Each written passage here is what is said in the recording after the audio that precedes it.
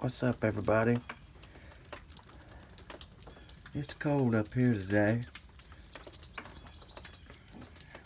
Yesterday we got sleet and it covered the ground pretty much. Today it's rain that's freezing on everything, but it's falling as liquid. Everything's starting to glaze up. You can tell because all the evergreens are starting to look misty. All the other trees are kind of looking a little bit misty. Oh, there's Mr. Squirrel. He's out there eating all that sunflower seeds and corn that Mary scattered around.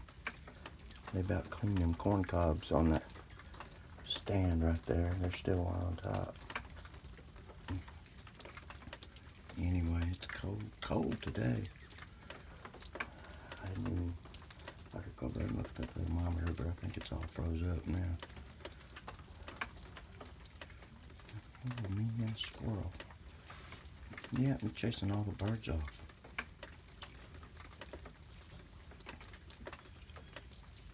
Little devil. You ain't chasing no woodpeckers off. I'm telling you right now. That big suckers eat you up, boy. Anyway, I hope everybody has a great day and is inside and warm and cozy.